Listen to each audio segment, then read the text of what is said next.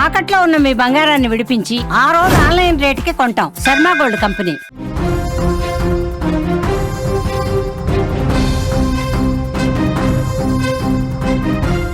ఎన్టీఆర్ జిల్లా నందిగామలో విషాద ఘటన చోటు చేసుకుంది. గుండెపోటుతో డిగ్రీ విద్యార్థిని చనిపోయింది. నడుస్తూ రోడ్డుపైనే కుప్పకూలింది నాగమణి. ఆసుపత్రికి తరలించేసరికే ఆమె చనిపోయింది.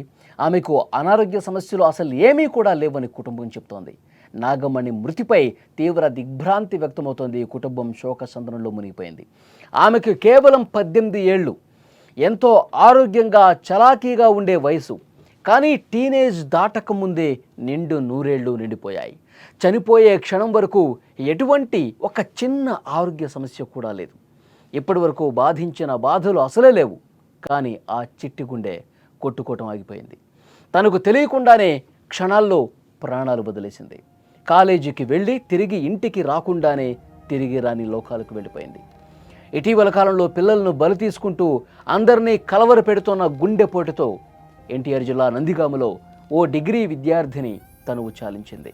అనాసాగరం గ్రామానికి చెందిన నాగమణి నందిగామలోని ఒక ప్రైవేటు కాలేజీలో డిగ్రీ ఫస్ట్ ఇయర్ చదువుతోంది.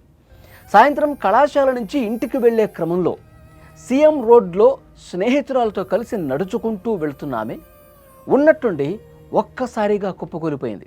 నడుచుకుంటూ వెళ్తోంది. మెల్లగా నడుచుకుంటూ ఫ్రెండ్స్తో మాటలు చెప్పుకుంటూ వెళ్తున్న ఆమె సడన్గా ఒక్కసారిగా కుప్పకూలిపోయింది. అక్కడున్న వాళ్ళు వెంటనే ఆమెను స్థానిక ప్రభుత్వ ఆసుపత్రికి తీసుకెళ్లారు. అయితే అప్పటికే ఆమె చనిపోయినట్టు వైద్యులు చెప్పారు. గుండెపోటుతో చనిపోయింది అని వైద్యులు చెప్పడంతో కుటుంబ సభ్యులు ఒక్కసారిగా షాక్ అయిపోయారు. నాగమణికి అసలు ఎలాంటి అనారోగ్య సమస్యలు లేవని ఆ కుటుంబ సభ్యులు చెప్తున్నారు. ఎప్పుడు ఏ ఒక్క చిన్న సమస్యతో మేము హాస్పిటల్కి తీసుకెళ్ళింది లేదు. ఒక్కసారిగా ఆమె ఎందుకు కుప్పకూలిపోతుంది, ఏంటి రీజన్ అని చెప్పి ఆ కుటుంబ సభ్యులు ఆ డాక్టర్లని కాళ్ళ మీద పడ్డంత పరిగింది. ఉదయం కళాశాలకు వెళ్లే సమయంలో గ్యాస్ సమస్య అని చెప్పి ట్యాబ్లెట్ వేసుకుని వెళ్ళింది. ఆమె చనిపోయే క్షణం వరకు బాగానే ఉంది. ఒక్కసారిగా కుప్పకూలిపోయి ప్రాణాలు కోల్పోవడంతో అంతా అసలు వాళ్ళకి ఏం చేయాలో అర్థం కావట్లా. ఎందుకు ఈ విధంగా జరిగిందో అంతుపట్టని విషయంగా ఉంది. కుమార్తె మరణ వార్తతో తల్లిదండ్రులు రోదన పూర్తిగా ఆ కుటుంబ సభ్యులందరూ కూడా తీవ్రమైనటువంటి శోకంలో మునిగిపోయి ఉన్నారు. ఈ మధ్యకాలంలో గుండెపోటుతో చనిపోతున్న వాళ్ళ సంఖ్య పెరుగుతోందండి.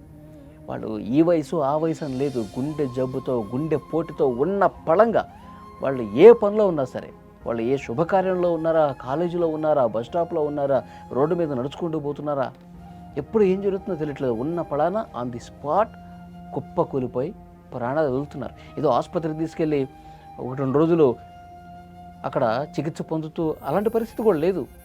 ఆన్ ది స్పాట్ చనిపోతూ ఉన్నారు. అంత దారుణమైనటువంటి ఘటనలు మనం చూస్తూ ఉన్నాం. ఒకప్పుడు గుండె జబ్బు అనగానే మనకేమనిపిస్తుంది, 60 ఏళ్ళు 70 ఏళ్ళు కనీసం 50 సంవత్సరాలు పైబడ్డాక వస్తుంది అనుకుంటారు. అలాంటి వృద్ధులకే వస్తుంది గుండెపోటు అనుకునేవాళ్ళం. కానీ ఇప్పుడు పూర్తిగా పరిస్థితి తల్లకిందులైపోయింది. పెద్దవారే కాదు, చిన్న వయసు వారు, వయసుతో సంబంధం లేదు, గుండె జబ్బుల బారిన పడి నాగమణిలా ప్రాణాలు కోల్పోతున్న వాళ్ళు ఎంతోమంది ఉన్నారు. రోజు మనం వార్తల్లో చూస్తూనే ఉన్నాం. ఎక్కడో చోట ఇలాంటి ఘటనలు జరుగుతూనే ఉన్నాయి.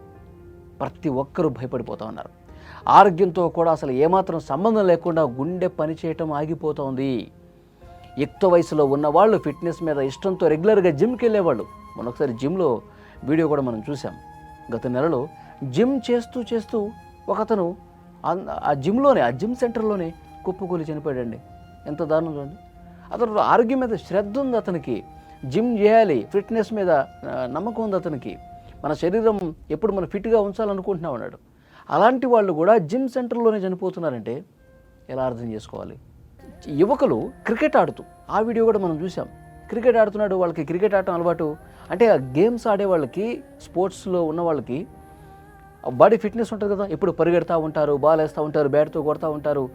అదొక వ్యాయామం వాళ్ళకి, రెగ్యులర్గా ఆడుతూ ఉంటారు. అలాంటి వాళ్ళు కూడా కుప్పకూలిపోయి గ్రౌండ్లోనే కుప్పకూలిపోయాడు అతను. ఆ వీడియో కూడా గతంలో ఒకసారి మనం చూసాం. యువకులు 16 ఏళ్ళు 18 ఏళ్ళు చిన్న పిల్లలు కూడా గుండెపోటుతో చనిపోతూ ఉన్నారు. కానీ వైద్యులు మాత్రం చాలా సీరియస్గా చెప్తా ఉన్నారు. ఈ సడన్ డెత్లకు వైద్యులు వివిధ కారణాలు ఇప్పటికే చెప్పారు. ముఖ్యంగా మన జీవనశైలి కారణం. మన జీవనశైలి మనం మార్చుకోవాలి. మనం తినే ఆహారం, మన అలవాట్లు ఇవన్నీ కూడా మార్పు రావాల్సిన అవసరం ఉంది. మనకేం తెలియదు, మనంతా బాగానే ఉంటాం. మనం పని చేసుకుంటాం, స్కూల్కి పోతాం, ఆఫీసుకి పోతాం, కాలేజీకి పోతాం, మన పనుల్లో మనం నిమగ్నం అయిపోతాం. మనకే ఆరోగ్య సమస్యలు లేవనుకుంటాం, మనం చాలా హెల్తీగా ఉన్నాం అనుకుంటాం, మన శరీరం చాలా ఫిట్గా ఉందనుకుంటాం. కానీ ఒక్కసారిగా ఉన్నప్పుడు ఎందుకు కుప్పకూలిపోతున్నారంటే లోపల మనకు తెలియకుండా కొంత డ్యామేజ్ జరుగుతోంది.